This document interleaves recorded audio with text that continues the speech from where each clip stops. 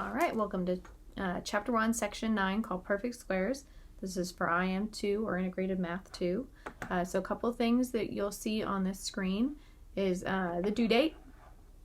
So you don't see it on my screen, but you'll see it on your student screen there. The second thing is the attempts. You always have unlimited attempts for homework assignments, quizzes, and tests, meaning you can come in and complete them as many times as you would like. Number of questions just depends on the section you're on. This particular one has 7.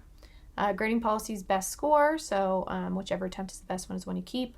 And partial credit is always enabled. So if you answer one of 7 questions correctly, you get credit for 1 question, or however many you've answered correctly. Down here it says, please remember once you start your homework, you must finish it to work on anything else. So once I click the start button, down here in the bottom right corner, you will see a submit assignment button. You don't see it on my screen, but you'll see it on your student screen. So you always make sure that you click that button when you want to leave the screen. Whether or not you've started any of these, or if you've started a few, maybe you've done them all, you want to click submit assignment button. Make sure anything that you have started, you have clicked check, you have a green check mark up here, so it saves your place. You don't have to redo anything with a green check mark. It's going to remember where you were. Clicking the submit assignment button does 2 things. Number 1, stops the system from locking you out of everything, just like that front screen said. Number 2, it actually affects the grade book, so your teacher can see what you've been working on. Essentially, before you click that submit assignment button, your account is frozen on this assignment. So always, always, always make sure you click that button. On the side here, you have explanation, example, and message center. So explanation tells you you're going to lose your current question attempt because it's going to explain this exact problem to you, and it's not going to give you the solution and let you come type it in. Example will show you an example of what it wants you to do here. So we're going to be factoring this trinomial here. And then you can click example again if you'd like to see another one. You can also message your teacher directly from the screen so that we know, where to come help you. All right, so let's go ahead and get started on this one. So it says factor completely. So the first thing that you want to do before you start factoring is there a greatest common factor between 3, 15, and 72? And the answer is yes, they can all divide by 3. So I want to divide this whole thing by 3 before I start doing my trinomial factoring. So 3x squared divided by 3 is just x squared, plus 5x divided by 3 is, 15x divided by 5x is 15x. And 72 divided by 3 is, let's see, that would go in twice, 24 times, I believe. Let's make sure I'm not messing up my math there. That would be silly. I've done that before, just messing it up at the beginning. Yep, 24. Okay, just making sure that I didn't mess up my mental math there. All right, now we can start to factor the trinomial. So this 3 is going to stay there, but what we're going to do is we're going to decide how to factor it as 2 binomials because we want to break this apart. So first, we look at the first term and say, okay, how do I get x squared? Well, the only way to get x squared is x times x. So that's the only way I could have gotten x squared there. 24, there's a couple of different options, so we want to break this apart. So I could have done 1 and 24. I could do 2 and 12, 3 and 8, 4 and 6, and then the next one would be 6 and 4. So that's just the opposite here. So these are all the factors that could multiply to get me 24. Now it's negative, so 1 would be a negative and 1 would be a positive. So keep that in mind because it's a negative 24, it's not a positive 24. I'm also looking at a positive 5 here. So what I want to do at this point is I want to know if I subtract these, which ones will get me 5 if I subtract. And I'm doing this a little bit kind of different because I'm almost choosing this one to be negative. That's not always true. The only one that would get me 5 if I subtracted are these 2. But if I did 3 minus 8, that would get me negative 5. I want a positive 5. So I actually want to go negative 3, positive 8. So it's 8 minus 3. So I want a positive 8 and a negative 3, like that. So you just have to pay attention to, I know that I'm going to have one negative, one positive here, and then I need to make sure to end up with this positive 5 that I have the positive and the negative on the right number, because otherwise it'll definitely change up the dynamic there. It would completely change the trinomial that you were starting with if you didn't pay attention to those positives and negatives. X minus 3. All right, check. Okay, so this one, and it doesn't look like 5, 16, or 3. There is no number that can divide into all of these. So there's no greatest common factor here. I can just start breaking these up like this. So I'm just going to start breaking them up. The only thing, actually, I can't start breaking them up. I'm fibbing to you. Because there's a 5 and a 3, it's not just a 1 on the front. So when we have a number that's more than 1, what we want to do is we want to multiply these two together. So 5 times 3, and that gives me 15. And I want to break apart the 15 into its factors. 1 and 15, 3 and 5. And that's pretty much it. That's all I've got there. And I want to know which ones, and since this is a positive, it must mean that they're both positive, because it's positive and positive. Everything is positive, so nothing's negative over here. Which ones add together to get me 16? So the only answer would be 1 and 15. So at this point, I'm actually going to set up factor by grouping. So I'm going to go 5x squared plus, and I'm going to break up 16 into those two pieces over there. So the 5x squared and the 3 haven't changed, but 16, instead of being 16, is going to be 1x and 15x, like that. So I've broken them up. And now I'm going to factor by grouping. So I'm going to group the first two, and I'm going to group the second two, like this. And I want to look at what is the greatest common factor for each group. Greatest common factor.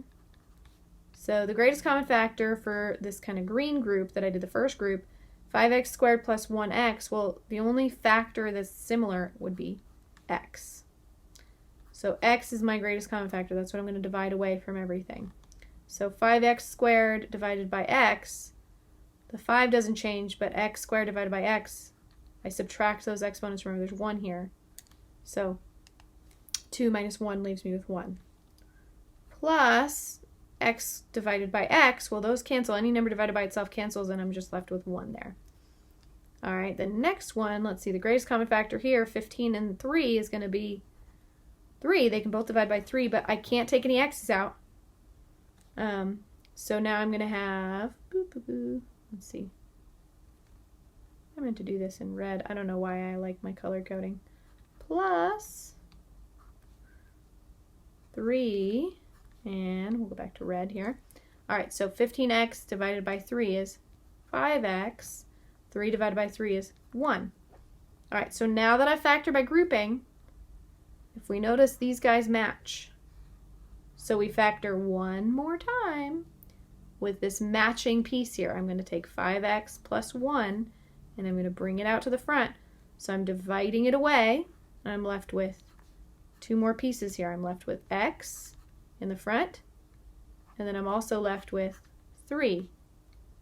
So plus, sorry, all this color coding, my goodness, 3, like that.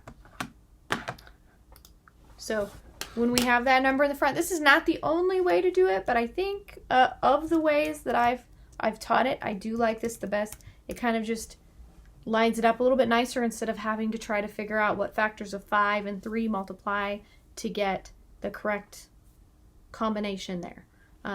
Especially 5 and 3 wouldn't actually be too bad because they're both prime numbers, so it's pretty easy to break those two down and figure out it has to be 1 and 5 and 1 and 3 for the factors of 5 and 3.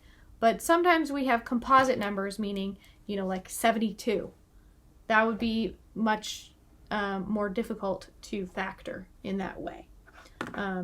So by breaking them apart like this, it makes it a little bit easier, I think a little bit more straightforward as far as how to choose the numbers that you want there. All right, so we're going to do this again. So we have 5, oops, I don't want to start with that color. 5y squared minus 21y plus 18. So there's no greatest common factor here. 5, 21, and 18. 21 and 18 can both divide by 3, but 5 can't.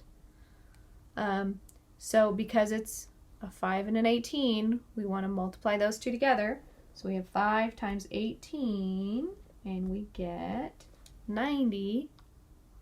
So we're going to take 90, and we're going to break it down into its factors. 1 and 90, 2 and 45, 3 and 30. 4 does not go in, but 5 does go in. Let's see, 5 goes in 18 times, do we? I just did that. I had to think about it for a minute. 6 does go in also. Let's see, 90 divided by 6 is 15. 7 does not go in. I don't believe 8 does. I don't believe. Nope. 9 does. 9 and 10. So I think this is all of our factors. So we have a negative here and a positive here. What that tells me is in order to get a positive here but a negative in the middle, I must have multiplied by 2 negatives there to get a positive. So both of them are going to be negative, which means I'm going to add them together to get what I want in the center there. So I'm still looking to add them together to get 21, but they are both going to be negative terms when I write this out. So I want 21 here. Let's see, 6 and 15. That gives me 21 when I add them together. So I'm going to have 5y squared minus y plus 18, like that. And I'm going to go ahead and write 6 and 15 in there like that. All right. So now I'm going to do my grouping. I'm going to group, and I'll group in pink this time. Make sure you include that negative, because otherwise that'll kind of mess things up a little bit. If you had the negative outside of here, what you'd have to do is you'd end up having to take the negative from the 18 also, because it means you're undistributing the negative. So just be careful about that when there's a negative right in front of the grouping, that you include it inside the grouping and just put a plus sign between them so that you're adding the two binomials instead of subtracting them. It's just one of those things we definitely want to make sure we're paying attention to. All right, so G, woo, super bright green. So the GCF here, we have 5 and 6. There is no greatest common factor there, but y squared and y, I can take a y, right? So that's going to be my greatest common factor for this one. So 5y squared divided by y is just 5y. 5y. And then negative 6y divided by y is going to be negative 6. And then we're going to have plus, I did that in pink, but it's not really a big deal. All right, so greatest common factor for these guys. So 15 and 18 do have a number that can divide into both. So they can both be divided by 3. They both can't be divided by y, though, because only 15 has a y. The other thing I want to look at is the 5y here. If I do 15 divided by 3, I'm going to end up with 5y, but I'll end up with negative 5y. I want positive 5y. So I'm going to kind of think ahead on this one and say I'm going to divide by negative 3. So negative 3 is going to be my greatest common factor that I'm going to divide away here. So negative 15y divided by negative 3 gives me positive 5y. 18 divided by negative 3 gives me negative 6. So now we have these matching terms. I'm going to factor them out, bring it out to the front, and then I'm going to say, okay, what's left over? If I factor away both of those pieces, what's left over? I'm left with my y. Dang it, I keep grabbing that bright green one. Y. And then instead of plus negative 3, I'm just going to say minus 3. Because again, Alex won't like that plus negative, or plus minus 3. It's going to make you fix that. 5y minus, dang it, minus 6. And y minus 3. All right. Okay. So now we have 10x squared plus 12x plus 18. So I don't believe any of these can be divided the same way. And I think We haven't gotten to the perfect square part because it's called perfect squares, but we have not started working on perfect squares yet. And the reason they're having us practice by grouping so much, it has to do with, let's see. Yeah, they're still factoring by grouping. I just want to make sure. It has to do with perfect squares. Well, we don't really use it with perfect squares so much. We kind of regroup a little bit sometimes when we're completing the square. So we will get to a perfect square where we're going to get to a pattern that all of a sudden is much easier to factor. All right, so we want to multiply 10 and 18, so we get 180. So I'm going to do the factors of 180, and I get 180, and I'm looking for them to add. This is all positives, so they're going to add to 27. So I'm going to get 2 and 90, 3 and 60, 4. Does 4 go into 180? Divided by 4. It does. 4 and 45. 5 definitely goes in 180 because it ends in 0. So we get 36. So we're getting kind of closer. Some of the numbers were still a little too big here.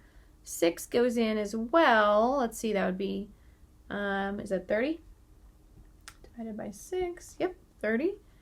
7, I do not believe goes in at all. Nope. 8. Nope. 9 does go in. I know 9 goes in. Number 1, 18 divided by 9 works. So 880 divided by 9 is going to work. So 9 is definitely going to work. And that's 20. Ooh, we're getting closer. 9 plus 20 is 29. So let's see if we do 10 and 18, because that's how we got this one. Oh, we're at 28 now. Let's see. I don't think it divides by 11. No. But I think it divides by 12. Divided by 12. 12 and 15. Ooh, and that got us our 27s. And that was the last one. The next one it divided by would be 15, which would bring this back to 12 anyway. All right, so 10x squared plus x plus 18. So my two pieces that I'm going to add together are going to be 12 and 15. So those are my two factors that I broke 27 into. So now I'm going to factor by grouping. So my first group and my second group. I don't have to worry about that plus sign being included because putting this here doesn't change the 15 from positive to positive. It's already positive. So it's only when that's a negative that you really have to be careful. So greatest common factor, 10 and 12 can both divide by 2. So that's the biggest number they can both divide by. X squared and x can both divide by x. So 2x is going to factor out of this guy. So 10x squared divided by 2x. So 10 divided by 2 is 5. X squared divided by x is x. 12 divided by 2 is 6. X divided by x cancels out. Ooh, and I just noticed I like this in red just so it's kind of that dramatic. We can really see the different pieces there. Plus, all right, our greatest common factor for the pink group here is going to be, let's see, looks like 3 again. 15 and 18 can both divide by 3. So 3. So we have 15x divided by 3 is 5x. And 18 divided by 3 is 6. So again, we end up with this matching binomial. So we're going to factor it out. Like that. And that means I'm dividing it away. So I look at what am I left with? I'm left with 2x plus 3. Ooh, I don't know why that zoomed out like that. Kind of hit the mouse funny. Plus 6 and 2x plus 3. Oh, I forgot the parentheses in front there. Okay. Next. Okay, so we have finally made it to the perfect squares. So a perfect square, when we're talking about a perfect square trinomial, is when we have a certain pattern that we can see here. So the pattern has to do with, we see this. a squared minus 2ab plus b squared. This could also be a plus if this was a plus. So there's two different patterns that we can see here. So if we can see this pattern, it very quickly factors into a binomial, and we just take the first term and the last term, and then because it's subtraction, we subtract. And we make sure we put a square there. So very quickly factors if we have this pattern. So if I have a squared plus 2ab plus b squared, so now it's plus, so this was minus because this was minus. Now it's going to factor, same thing, I do the first and the last, a and b, but this time I do plus, and then there's a square. So if I can recognize this pattern, it makes it so much faster to factor this.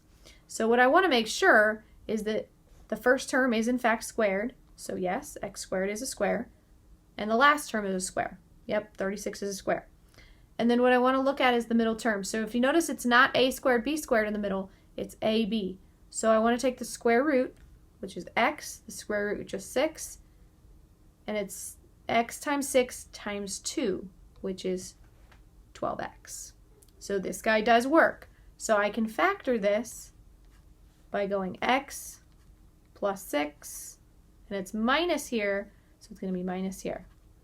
So you have to take the square root anyway to do this, and then as you're taking the square root of the first and last one, you can just check, does that work in the middle? Yes, it does. All right, perfect. Then it's going to be this very nicely factored form. So I can go x minus 6 squared. And the reason this works is what this means when I have the square. This is like this. So before, when we were doing the multiplication, where we were using FOIL or the area method, that box method, we had first, outside, inside, and then last. So first would be x times x, which is x squared. Outside would be x times negative 6. Inside would be negative 6 times x. So if you notice, those are doubled. They're both negative 6x. Negative 6 minus negative 6 is negative 12. That's why it doubles it. That's why it's times 2. Because it's identical binomials that we're multiplying. So it's just the kind of reasoning behind that. All right. So we're going to go ahead and go to the next one. Continue. All right, so now I have 25x squared plus 60x plus 36. So I have a square, 25x squared. Make sure they're both squares, not just the x squared, but also the 25. So that works. And the square root is 5x. 36 is a square root of 6. So if I multiply these together, I get 30, and then double it, I get 60. So yay, that works in our pattern. So we're going to take 5x. They're both positive here. So if I'm looking at my pattern, both positives mean that I'm going to have a plus in the middle, like that. So it's just a very, very quick way to factor. If you can recognize these patterns, it will make it a lot quicker as we move forward and we're doing multiple factorings in one problem. The more we can recognize these patterns, the faster we will get at them. And just being able to get through kind of some of the more involved problems here as we move forward. All right, I'm going to switch up here. So this one's a little different. This is actually called the difference of squares. So this pattern doesn't quite fit up here because we don't have any middle term. We just have two terms. But if you notice, they're both squares. I have 36, which is a square, u squared is a square. And 25, v squared, is also a square. So when we have a difference, meaning subtraction, of two squares, we have a specific pattern. Instead of it being like this, where it's a minus b squared or a plus b squared, what it actually means is it's a squared minus b squared. The pattern is always minus, because it's always a difference of squares. And what it meant was we multiplied what's called the conjugates, which means we had one sum and one difference of the exact same terms, but they're not identical because one is plus and one is minus. So we can't write it as a square, but we're still multiplying the same terms, just one sum and one difference. So as long as they fit, that's perfect. So we already said, yep, this was a square, and the square root is 6u, and this is a square, and the square root is 25v. So now I can go over here, and I'm just going to use these pieces. It's going to be 6u plus 5v, and 6u minus 5v. And that is, why is it doing that? Every time I touch the mouse, it spazzes out a little bit. All right, so again, another very common one that comes up. This one actually comes up quite a bit. We want to be able to recognize this one out of most of the patterns that we see, because it does happen. And if we don't recognize it, it's kind of easy to just look over and forget that you can actually do something with this one. Because you might be looking for a greatest common factor, which it doesn't really have a greatest common factor if you're just looking for it that way. Because the greatest common factor, or the middle term, kind of eliminates itself. And we can kind of take a look at why that happens here too, because I looked at the other one. All right, so let me type that in. Check. So the reason that happens is, again, if we're looking at how we do FOIL, so we have first 6u times 6u, that got us our 36u squared, which we see. Outside we get a 6u times negative 5u, which is negative 30u. Inside would get us positive 30u. So negative 30u, positive 30u, those like terms cancel out. That's why we don't see that middle term. That's why it disappears there. But again, you can multiply these out if you have a difference of squares when you're multiplying, but seeing it this way, I've seen students kind of just go, well, that's completely factored, I can't do anything with it, because they don't see a greatest common factor. There isn't a greatest common factor here, but there is a pattern we can follow, and we definitely need to be able to recognize this pattern. All right, that was section 9. I will see you in section 10.